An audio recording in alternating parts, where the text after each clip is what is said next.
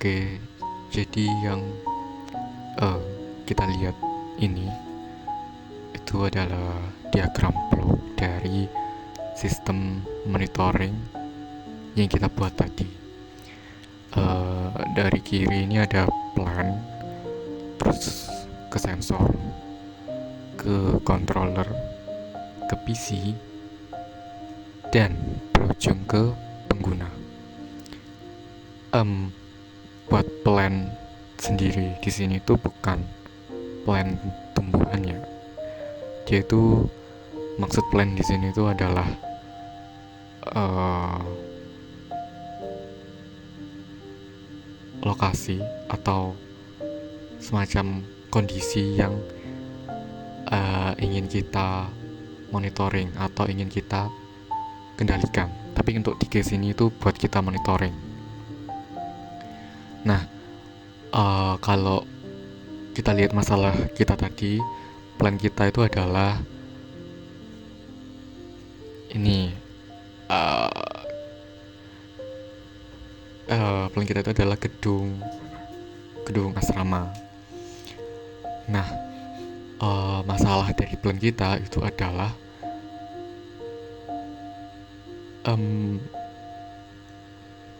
jam maintenance yang nggak bisa ditebak alias random. Nah, terus gimana cara kita ngatasi masalahnya? Dengan kita pasangin sensor di jalur airnya supaya kita bisa baca kapan aja sih jalur air ini tadi itu jalan. Soalnya kan kalau jalur airnya jalan sama aja ada yang make kamar mandinya. Nah, setelah kita tahu kapan aja kamar mandi ini dipakai, sebelum itu data dari pembacaan sensor ini tadi itu bakal diolah di controller. Jadi meskipun gak ada yang dikendaliin, gak ada variabel yang dimanipulasi, tetap aja kita perlu controller buat ngeproses data dari sensornya tadi. Jadi buat controllernya tadi yang seperti yang udah dijelasin, itu kita bisa milih antara 3 tadi, untuk STM32, PL Xeomron, JP2E, sama FPGA. Dari controller, setelah datanya diproses nih, bakal dikirim ke PC. Nah, PC ini sebenarnya cuma buat display aja sih, jadi dia di PC ini kita udah nggak ada lagi ngolah-ngolah data, semuanya itu udah dilakuin di controllernya. Di PC tinggal nampilin displaynya. Yang dimaksud display itu dari data tadi itu kita bisa buat semacam grafik atau bahkan yang nunjukin waktu di jam mana aja kamar mandi ini dipakai. Nah, dari situ pengguna atau user kan bisa lihat tuh di PC. Jadi pengguna ini tuh bisa tahu kalau kamar mandi di jam apa aja kamar mandi ini dipakai, dan di jam itulah maintenance-nya ini tuh nggak perlu dilakuin. Oke, setelah kita tahu mekanisme kerjanya, mungkin bisa kita lebih detail lagi ke komponen-komponen yang bakal kita pakai. Untuk sensornya sendiri, ini kita pakai flow meter YF201. Kenapa kok pakai flow meter? Ya karena kita itu ngukurnya flow, kita ngukurnya itu aliran yang keluar. Jadi dari flow atau aliran yang keluar tadi ini itu kita bisa ngekonversinya ke bentuk liter, ke bentuk satuan internasional SI, supaya lebih gampang buat dibaca. Dan dari flow ini juga itu kita bisa nyatet waktu masuknya, supaya supaya kita bisa tahu jamnya itu tadi. Oke, buat sensor emang uh, aku spesifikin ke YF201 kok, soalnya dia emang ya cocok lah buat monitoring air di daerah pemukiman gitu, di tempat-tempat yang banyak penduduknya, masuk asrama. Kemudian untuk controllernya ya yang itu tadi sih, kita bisa milih mau pakai STM32 atau mau pakai PLC atau mau pakai FPGA. Kalau STM32 nya sendiri itu bisa pakai bahasa yang dipakai itu bahasa C, dan ya kurang lebih dia sebenarnya masuknya ke microcontroller sih. Jadi ya nggak bisa banyak logika, tapi kalau dibandingin microcontroller lain itu masih capable banget dibandingin sama Arduino atau ESP32. Itu wah masih jauh sih, masih, karena emang dia itu kayak microcontroller tapi skalanya buat industri. Terus kalau untuk PLC ya jelas pakainya ladder, pakai function block tuh. Nah kalau di sistem ini tuh kita bisa pakai function block, komparator sama move buat ya enggak sih, ya function block utamanya itu ini sih, komparator sama ini masking di increment yang kita pakai. Jadi kita bisa pakai dua function block utama, yaitu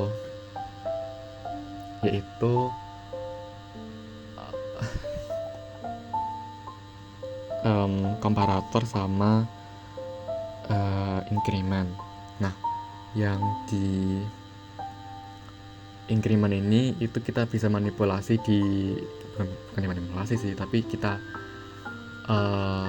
custom di maskingnya supaya dia itu bisa baca data aktualnya tanpa nambahin tanpa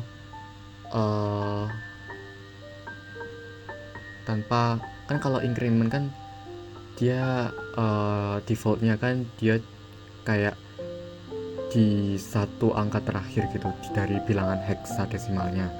Nah kalau kita custom maskingnya pakai 00FF, hashtag 00FF, itu dia bisa dua angka terakhir dari heksadesimalnya. Nah kenapa ini perlu? Soalnya ya data pengukuran dari flow meternya ini tuh dia kombinasi dari dua angka. Jadi ya kalau nggak kita custom ini nggak bakal bisa akurat pembacaannya. Itu kalau PLC ya. Nah kalau pakai FPGA ini sebenarnya agak tricky sih, susah gampang. Soalnya FPGA itu dia lengkap banget. Jadi itu ya kita mau bikin sistem yang kayak gimana tuh harusnya bisa aja sih kalau pakai FPGA. Cuman ya harus logikanya itu harus jelas. Secara dia itu pakai blok logika, jadi harus runut, dan dia itu kompleks banget, jadi kita harus detail. Nah kalau di plan ini sendiri itu aku pakai blok logika N, OR sama not N, NaN. Itu sih. Ya itu sih.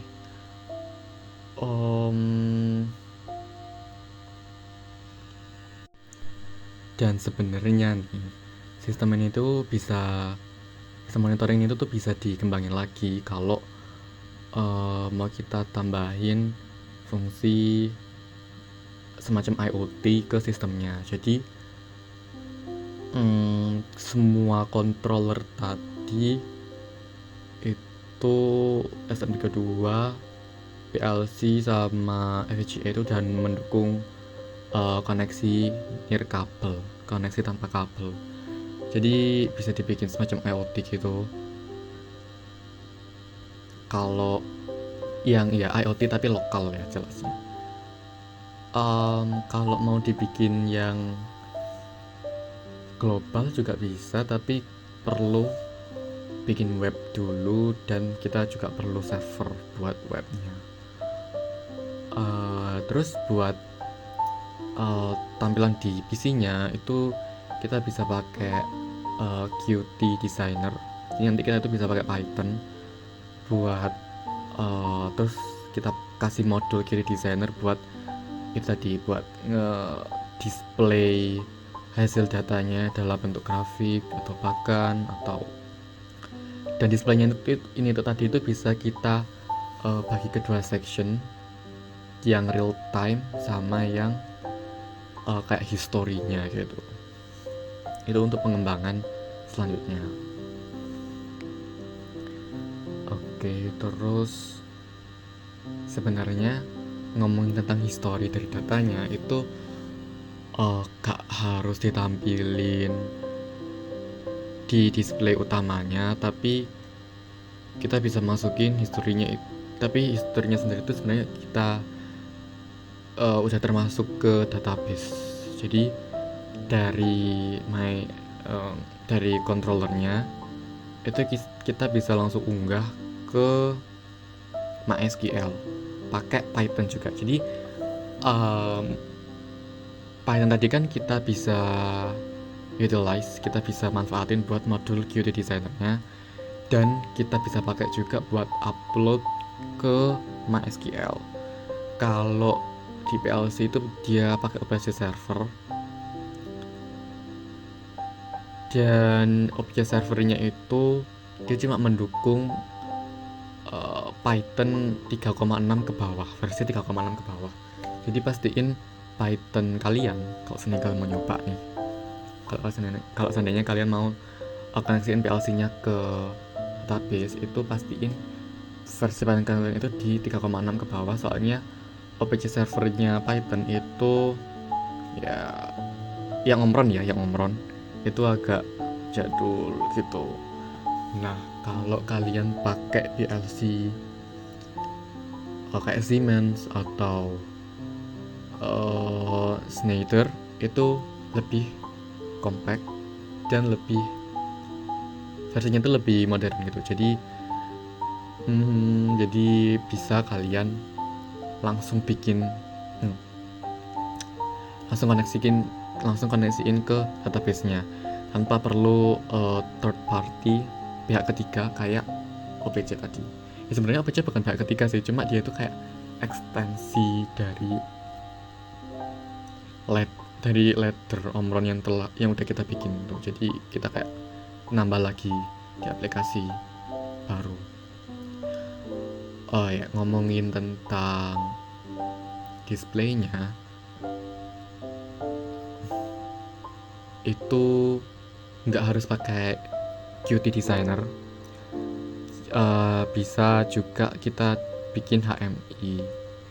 Sebenarnya ini lebih ke PLC-nya aja sih. Jadi kalau kalian pakai STM32 atau pakai FPGA bisa pakai Qt Designer, tapi kalau buat PLC-nya sendiri bisa pakai Qt Designer juga, atau langsung aja bikin Human Machine Interface-nya, HMI-nya. Jadi lebih one for all, sepaket gitu, gak perlu install lagi.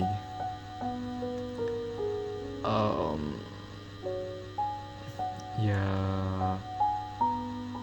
oke sih, jadi intinya buat displaynya itu gimana supaya petugas asramanya ini tuh bisa tahu lah di jam berapa aja sih ini tuh dipakai, dan di jam kapan aja sih maintenance-nya ini tuh bisa dilakuin tanpa ngeganggu penghuninya gitu. Oke, mungkin itu adalah ide yang bisa aku propose dari masalah yang aku hadapin saat ini. Dan ya seharusnya sih berhasil ya, soalnya sederhana banget. Ya berhasil, sudah berhasil sih sebenarnya buat pemrogramannya, cuma emang belum dikonek langsung aja ke sensornya. Oke, thanks.